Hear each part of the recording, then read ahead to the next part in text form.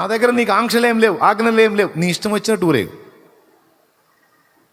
కొంతమంది మత సంబంధుల దగ్గరికి వెళ్ళి చెప్పుకుంటున్నారు కదా, అబ్బో క్రైస్తవ్యంలోకి వెళ్ళి చాలా బాధపడ్డానండి, అబ్బో క్రైస్తవ్యంలోకి వెళ్ళి చాలా ఇబ్బంది పడ్డానండి.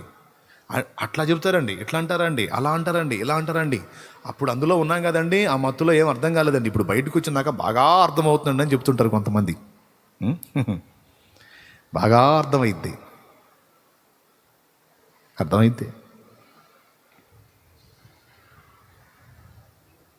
ఒక్కటే మాట, జీవము గల దేవుని విడిచిపోవునట్టి దుష్ట హృదయం ఎందు ఉండేమో అని జాగ్రత్తగా చూసుకోండి అన్నాడు.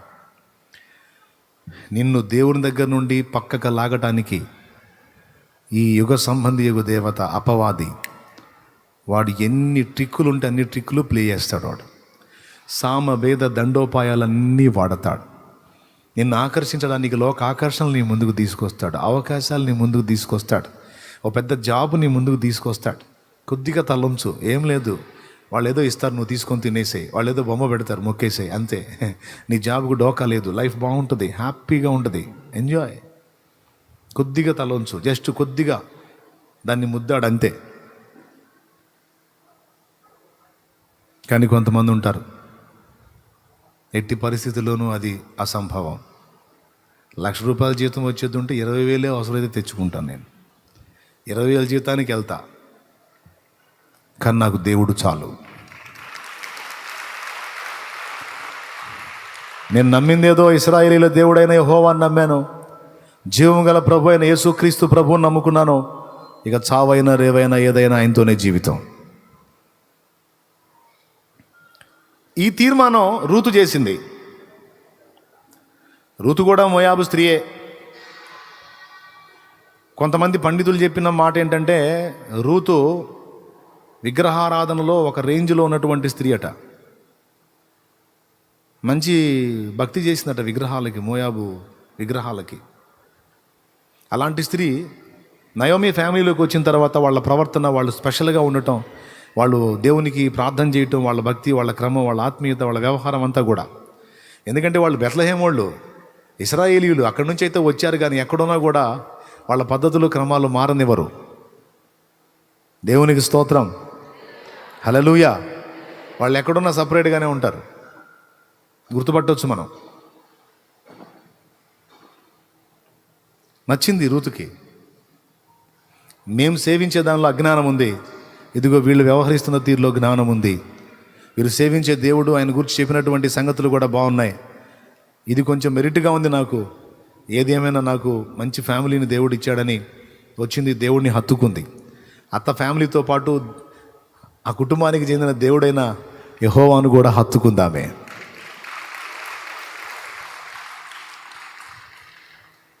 ఓ మంచి జీవితాన్ని, ఓ మంచి భవిష్యత్తును సొంతం చేసుకుందామని ఓర్పా పరిగెత్తింది కదా. ఏం సొంతం చేసుకుందో మీకు తెలుసు. మళ్ళీ చెప్తున్నా, ఇక్కడ ఉన్న వాళ్ళు కానీ, ఈ లైవ్లో వినేవాళ్ళు కానీ ఎవరైనా సరే కక్కుర్తి పడొద్దు. వాడు ఎన్నో ఆకర్షణలు, ఆఫర్లు నీ ముందుకు తీసుకొచ్చి, రా ఇదిగో కోట్లకు పడగలెత్తిన కుటుంబం, కాకపోతే విగ్రహారాధికులు నిన్ను కావాలని కోరుకుంటున్నారు. అక్కడికి వెళితే నువ్వు సుఖపడతావు, కాలు కింద పెట్టే పని లేదు. అసలు నీ లైఫ్ చాలా బాగుంటుంది. కోట్లకు పడగలెత్తిన సంబంధం, రా తలొంచు. నువ్వు నచ్చే వాళ్ళకి నీ అందం నచ్చింది, నీ చదువు నచ్చింది, అసలు నువ్వు పిచ్చపిచ్చగా నచ్చేసావంట, అందుకే వెంటబడుతున్నారు. రా తలొంచి వెళ్ళిపోయావు అనుకో, తలొంచి వెళ్ళిపోయావు అనుకో, వాళ్ళు ఏమంటారో తెలుసా? నువ్వు నచ్చావని చేసుకున్నాం, కానీ నీకు నచ్చిన పనులన్నీ చేయడానికి మేము ఒప్పుకోం. నువ్వు నచ్చావని చేసుకున్నాం కానమ్మా, మాకు నచ్చావని, మాకు నచ్చినట్టు ఉంటావని మేము చేసుకున్నాం, కానీ నీకు నచ్చినట్టు నువ్వు చేస్తావంటే మేము చేసుకోం, మాకొద్దు. పెళ్ళికి ముందే చెప్పేస్తారు, యేసు ప్రభువుని సేవిస్తాను అంటే మాకొద్దు అంటే నువ్వు ముఖం మీద చెప్పేసాలి, నీ సంబంధం కూడా నాకొద్దు పో అని చెప్పేసారు. నాకొద్దు పో. దరిద్రుడా, నిన్ను చేసుకొని నా ఆత్మ నేను అమ్ముకునేదా నరకానికి? నేను చేసుకుంటే నువ్వు కోటీశ్వరుడు కావచ్చు, కోట్లకు పడగలెత్తుండొచ్చు, నన్ను అద్దాల మేడలో పెట్టి సాకోవచ్చు. ఎన్నాళ్ళు సాగుతావు నీ బొంద? ఎప్పటికే 30 వచ్చినాయి. 25 వచ్చినాయి, మహా అయితే ఇంకో 30 జాగుతావు, 60. ఇప్పుడున్న పరిస్థితుల్లో 60 కూడా బతకేదానికి గ్యారెంటీ లేదు. అన్నీ బాగుండే 60, ఆ తర్వాత అన్నీ ఇక రిపేర్లు వస్తూ ఉంటాయి. ఇక ఆ రిపేర్లు మరి బతుకు ఉన్నా ఒకటి పోయినా ఒకటి అన్నట్టు ఉంటుంది. స్తోత్రం. ఈ 35 సంవత్సరాల బతుకు కోసం, అది కూడా ఆ 35 ఏళ్ళు స్థిరంగా ఉంటామని గ్యారెంటీ లేదు, ఎప్పుడు చేస్తామని తెలియదు. పెద్ద మొనగాడివి నువ్వు చేసుకున్నావని ఏమైనా బతికుంటానని గ్యారెంటీ ఇస్తావా? కరెంట్ షాట్ కొట్టిపోవచ్చు, లేదా కరోనా వచ్చిపోవచ్చు, ఇంకో టైపులో పోవచ్చు, లేదా నువ్వు పెద్ద కారు తీసుకొని సరదాగా వెళ్ళొద్దారా అంటే అది యాక్సిడెంట్ అయిపోవచ్చు. మన తోటలో విహరిద్దామరా అని తీసుకెళ్తే అక్కడ పాము గరిచిపోవచ్చు. ఎట్లాగైనా పోవచ్చు. నువ్వు ఇచ్చే ఈ కొద్దిపాటి జీవితానికి యుగ యుగాల నిత్యత్వం, నా ప్రాణప్రియుడైన నా యేసుకు దూరమైన బతుకు నాకెందుకు? పెళ్ళి కాకపోతే నన్ను చేసుకోవటానికి నా దేవుడు ఎవరిని పంపకపోతే అలా ఉండిపోతా నా యేసయ్య కోసం, అలా ఉండిపోతా నా యేసయ్య కోసం. ఆయన బాధ్యతను ఎరిగిన తండ్రి. 25 కాదు, 30 కాదు, 35 సంవత్సరాలు వచ్చినా సరే నాకు పెళ్లి చేయాలనుకుంటే 37 సంవత్సరాల వాడిని ఎవడో రెడీ చేసి పెడతాడు. అవసరమైతే నా కోసం వాడి పెళ్ళిళ్ళని జడగొడతాడు, అవసరమైతే వాడి సంబంధాలను జడగొడతాడు, నా కోసం దాచిపెడతాడు. నేనేం నిరాశపడను. కాకపోతే ఈ జీవితంలో కాకపోతే వదిలేసుకుంటా. ఏంది, ఎటు కూడా రాకడికి దగ్గర వస్తుంది, ఇంకా కొద్ది కాలమేగా. అదేదో ఈ జీవితం ఆ సేవకు అంకితం చేసుకుంటా, ప్రభు కోసం సువార్త ప్రకటిస్తే బతుకుతా. అంతేగాని నా ఆత్మను అమ్ముకొని నరకానికి పోయే దిక్కుమాలిన పని, జీవము గల నా దేవుడైన ప్రభువును వదిలిపెట్టి మనుషుల వైపు చూసే పరిస్థితి ఎన్నడూ నేను తలొంచను అని చెప్పగలిగితే ఆడపిల్ల అయినా మగబిడ్డ అయినా ఎంత బాగుండు, ఎంత బాగుండు. సరే, కొంతమంది అన్యులైనటువంటి తల్లిదండ్రులు కలిగి ఉన్న ఆడపిల్లలు ఇబ్బంది పడతారు. కొంతమంది విశ్వాసులు గల తల్లిదండ్రులు కలిగినటువంటి ఆడపిల్లలు కక్కుర్తిపడి వ్యర్థమైన వాటి వైపు మళ్ళీపోవటం చాలా శోచనీయం. అనుకోవచ్చు మీకేం మీరు బాగానే చెబుతారని. బాగానే చెప్పకపోతే పో, ఆత్మ నమ్ముకోపో, పోయి పాతాళాగ్నిలో యాతన పడదు. కానీ ధనవంతుడు పక్కన చేరి నీకే నువ్వు బాగానే చెబుతావు, మరి రేపు నీకే నువ్వు బాగానే ఉంటావు పాతాళంలో. కొంతమందిని నేను కనులారా చూసే వాళ్ళ జీవితాలు ఎలా మారిపోయినాయో. కొంతమంది అండి రక్షణ పొంది, పరిశుద్ధాత్మను పొంది, దేవుని మార్గంలోకి వచ్చి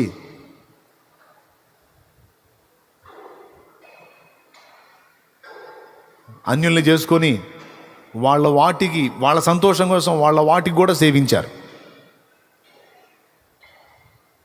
భయంకరంగా అయిపోయింది పరిస్థితి. టెస్టింగ్ అన్నమాట. ఆత్మను అమ్ముకుంటావా, యేసుని నమ్ముకొని ఆత్మను రక్షించుకుంటావా అనే దానికి నీకు టెస్టింగ్. కొన్నిసార్లు ఆకర్షణలు తీసుకొచ్చి నీ ముందు అవకాశాలు తెచ్చి నీ తలుపులు తిడతాడు వాడు.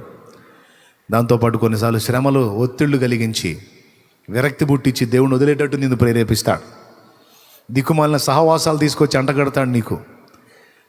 నువ్వు దేవుని పరిశుద్ధుల సహవాసంలో ఉంటే దేవునిలో ఉంటావు. ఇక్కడ నుంచి బయటికి వెళ్ళి లోకస్తుల సహవాసంలో ఉంటే వాళ్ళలోకి వచ్చేది సర్పం. వాళ్ళు లాగుతూ ఉంటారు అన్నమాట చిన్నగా. అది బాగుంటుందిరా, అది సరదాగా ఉంటుందిరా, అది బాగుంటుందమ్మా, అట్లా బాగుంటుంది, ఎట్లా బాగుంటుంది, అసలు భలే ఎంజాయ్గా ఉంటుందని చిన్నగా దేవ వ్యతిరేకమైన కార్యకలాపాలకు లాక్కెళ్తారు. అందుకే భయముతో, వణుకుతో ఎవరి రక్షణ వాళ్ళు జాగ్రత్త కాపాడుకోండి. అన్నిటి అంతం సమీపమైంది, రాకడ దగ్గరగా ఉందని మరోసారి మిమ్మల్ని అందరినీ కూడా దేవుని వాక్యం మూలంగా మిమ్మల్ని హెచ్చరిస్తున్నాను నేను. హల్లెలూయా. అల్పకాల పాప భోగములను ఆశించి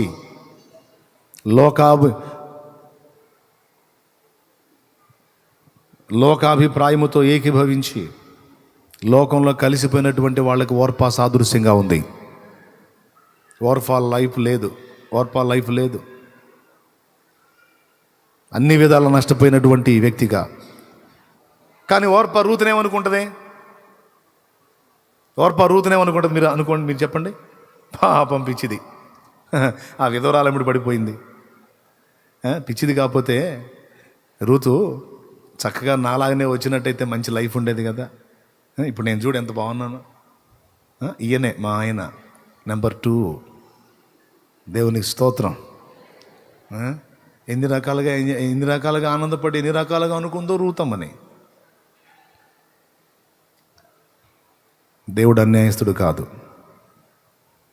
ఏది ఏమైనా నా గతం ఏంటో నాకు తెలుసు, నా ప్రస్తుతం ఏంటో నాకు తెలుసు.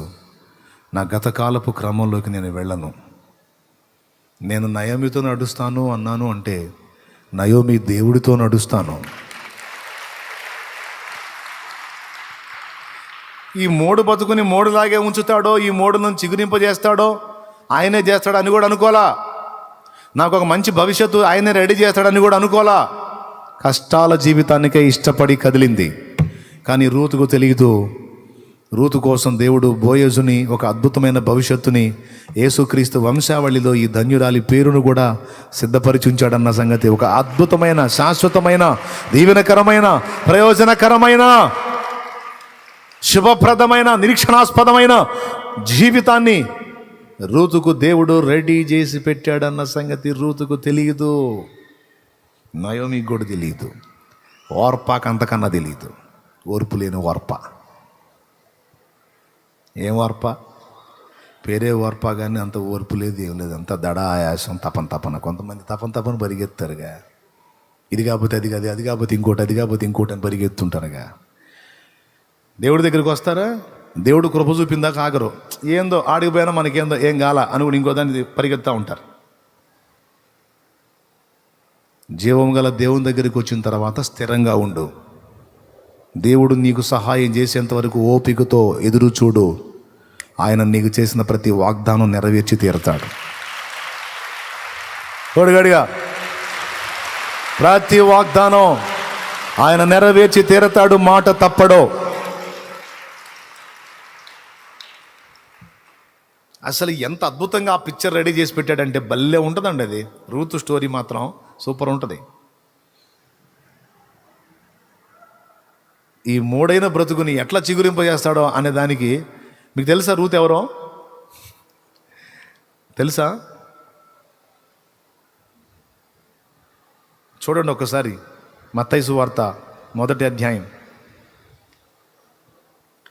అబ్రహాము కుమారుడగు దావీదు కుమారుడైన యేసుక్రీస్తు వంశావళి. వరుసపెట్టి చదువురా. అబ్రహాం ఇస్సాకును కనెను, ఇస్సాకు యాకోబును కనెను, యాకోబు యూదాను అతని అన్నదమ్ములను కనెను, యూదా తామారు నందు పెరేసును జరహును కనెను, పెరేస్ ఎస్రోమును కనెను, ఎస్రోము ఆరామును కనెను, ఆరాము అమ్మినాదాబును కనెను, అమ్మినాదాబు నయసోను కనెను, నయసోను సల్మానును కనెను, సల్మాను రాహాబునందు బోయేజును కనెను, బోయేజు రూతునందు ఒబేదును కనెను, ఒబేదు యెషయిని కనెను, యెషయి రాజైన దావీదును కనెను. దేవునికి స్తోత్రం. డైరెక్ట్గా చెప్పాలంటే రూతమ్మ ఎవరో తెలుసా? దావీదుకు తాతమ్మ.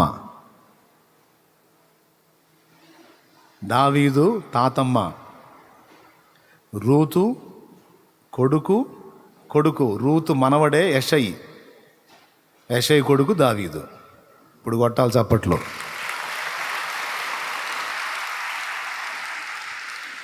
ఇంత దావీదంటే మరి సామాన్యుడా? దావీదంటే సామాన్యుడా?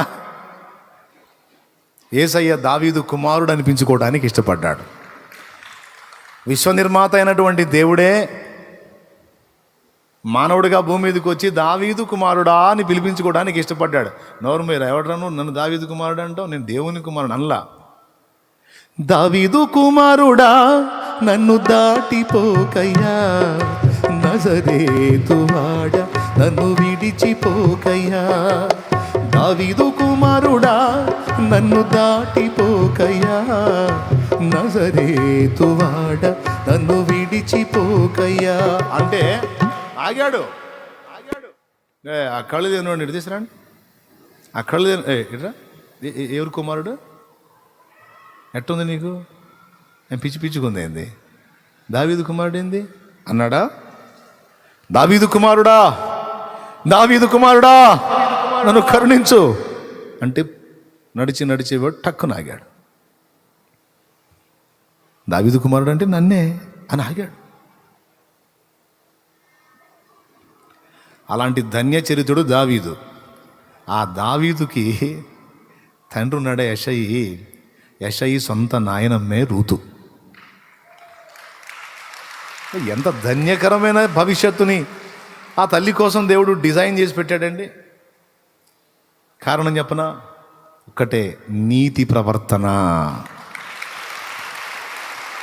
నీతి. కొంతమంది న్యాయానికి కూడా లేదు, నీతికి రోజులు కాదు అంటారు. నీ బొంద. న్యాయానికి కూడా లేదు, నీతికి రోజులు కాదు, అందుకని గడ్డి తింటావా?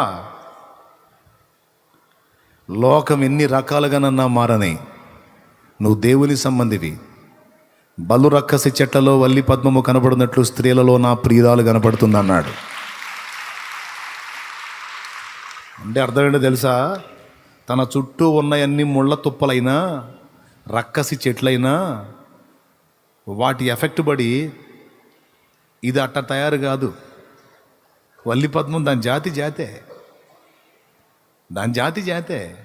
నా చుట్టూ ఉన్న క్లైమేట్ అంతా ఇలా అయిపోయింది, నేను కూడా ఇలా అయిపోవాలి అనుకోదు.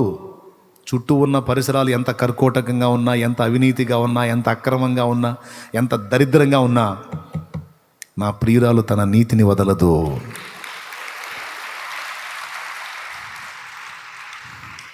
నా దాసుడు తన నీతిని వదలడు, నా దాసురాలు తన నీతిని వదలదు. దైవజనుడ మరువకోయి దైవ నీతినోయే. దైవజనుడ మరువకోయి దైవ నీతినోయే.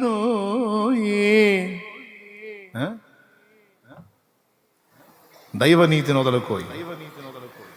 భాగ్యభోగ నిధులు లేని దైవ పిలుపునోయి. దైవజనుడ మరువకోయి దైవ పిలుపునోయి. దైవజనుడ మరువకోయి దైవ పిలుపునోయి. దైవ నీతి నొదలకోయి దైవ నీతి నొదలకోయి. దేవుడు దీవించునోయి.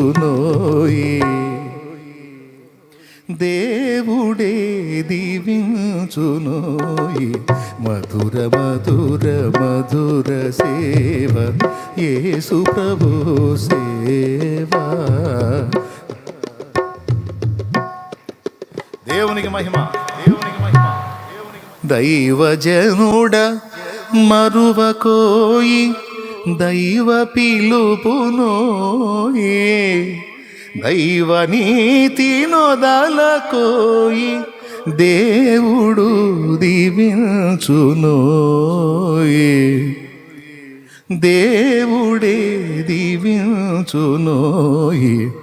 మధుర మధుర మధుర సేవ యేసు ప్రభు సేవ. మధుర మధుర. నేనా దేవుడు దీవించేంత వరకు ఓపిక పట్టు దైవజనుడా. నేను వాళ్ళలాగా పెద్ద అయిపోవాలి, వీళ్ళలాగా పెద్ద అయిపోవాలి, వీళ్ళలాగా ఎక్స్పోజ్ అయిపోవాలి, వాళ్ళలాగా మునగాడు కావాలని పిచ్చి పిచ్చి దారులు వెతకరా. నీతిని వదిలిపెట్టి అవినీతి కార్యక్రమాలకు వెళ్ళకురా. వారిని చూసి వారిలాగా, వీరిని చూసి వీరిలాగా ఏదేదో చేసేసి, ఏదో హడావిడి చేసేసి ప్రజల్ని ఏదో ఆకర్షించాలి అనుకోకు నాయనా. నన్ను అడుగుము, జనములను నీకు సొత్తుగాను, భూమిని దిగంతాల వరకు నీకు స్వాస్థ్యముగాను ఇస్తానన్న ప్రభు మాట గుర్తుపెట్టుకో నాయన. పరిగెత్తే వాళ్ళని పరిగెత్తని నాయన, తిప్పలు పడే వాళ్ళని పడని నాయన. దైవజనుడా, వాళ్ళకి ఇవ్వబడిన క్రమంలో, వాళ్ళకి ఇవ్వబడిన కృపలో, వాళ్ళకి ఇవ్వబడిన పిలుపులో వాళ్ళు తిప్పలు పడుతున్నారు. నేను కూడా వాళ్ళలాగా ఇది కావాలని నీతి బాహ్యమైన పనులు చేయొద్దు. నీతి తప్పి అవినీతికి వెళ్ళిపోయి ప్రజల్ని ఏదేదో చేసేయాలని ఆలోచన చేయొద్దు. దేవుడు కనిపెడుతున్నాడు. నీకు ఇవ్వబడిన కృపలో నువ్వు వాడబడు. దైవ నీతి ఒకటి ఉంది. దేవుడు నిన్ను పిలిచాడు, నమ్మదగిన వాడు.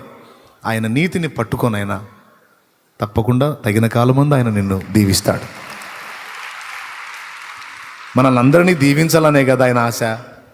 మనల్ని కాకపోతే పక్క వాళ్ళని దీవిస్తాడా? అన్యుల్ని దీవిస్తాడా? మనల్ని కాకపోతే లోకస్తుల్ని దీవిస్తాడా? శాపగ్రస్తుల్ని దీవిస్తాడా? ఆయనను ప్రేమించే మనమంటే కదా ఆయనకి ప్రత్యేకమైన ప్రేమ. మనల్ని పిలిచిన పిలుపు కూడా ఆశీర్వాదానికి వారసులు అవటమే కదా పిలిచాడు. దడ ఆయాసం పనికిరాదు నాయన అంటాడు ఏబి మాస్లామణి గారు. స్తోత్రం. ఏంటిది? దడ ఆయాసం పనికిరాదు నాయన, కాస్త నిదానించండి, ఓర్చుకోండి, ఓర్పు కలిగి ఎదురు చూడండి నాయన, తగిన కాలం ముందు తప్పకుండా మీరు హెచ్చింపబడతారు అంటాడు ఆయన.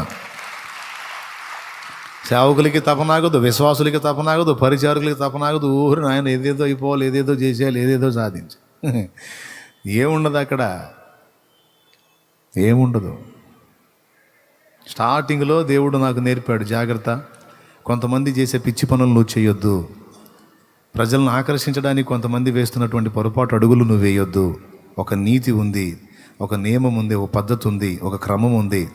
ఆ పద్ధతిలో నువ్వు నడువు, తప్పకుండా నేను నిన్ను బ్లెస్ చేస్తాను. ఆత్మలే కదా నీకు, ఆత్మల్ని సంపాదించాలి, అనేక మందిని నా రాజ్యాన్ని చేర్చాలనే కదా నీ తపన. నేను ఇస్తా, నువ్వు నాకెళ్ళి చూడు. ఇక వేరే ట్రిక్కులు ఏమి అవసరంలే, వేరే గ్యాంబ్లింగ్లు ఏమి అవసరంలే. నువ్వు యథార్థంగా ఉండు, నీకు తెలిసినంత జాగ్రత్తగా చెయ్యి, నేను చెప్తా, నువ్వు ముందుకెళ్ళు, నేను తీసుకెళ్తాను నేను. ఓపికగా ఆయన కోసం కాచుకున్నా, దేవుడు నాకేం తక్కువ చేయలే, ఆయన వాడుకుంటానే ఉన్నాడు. ఇప్పుడు ఈరోజు ఎంతోమంది ప్రజల్ని ఇచ్చాడు, 100 మందిని ఇచ్చినా ఇదే తృప్తి కలిగి ఉండాలని ఫిక్స్ అయిపోయా. 50 మందిని ఇచ్చినా 50 మందిలోనే ఇదే సంతోషాన్ని కలిగి ఉండాలని ఫిక్స్ అయిపోయా. దేవుడు నమ్మదగినవాడు. ఒక సేవకుడైనా, విశ్వాసి అయినా, సేవా సంబంధమైన విషయాల్లో అయినా, జీవన సంబంధమైన విషయాల్లోనైనా నీతి ఒకటి ఉందండి. క్రీస్తు రక్తంలో కడగబడ్డ తర్వాత ఇక నీతి మనకు అవసరం లేదు అనుకోవద్దు, నీతి అవసరం లేదు అనుకోవద్దు. పరలోకానికి మన నీతి పనికి రాకపోవచ్చేమో, కానీ ప్రభు ఆశీర్వాదానికి, నిత్యత్వంలో మన బహుమానానికి మాత్రం మన నీతి క్రియ తప్పనిసరిగా అవసరం.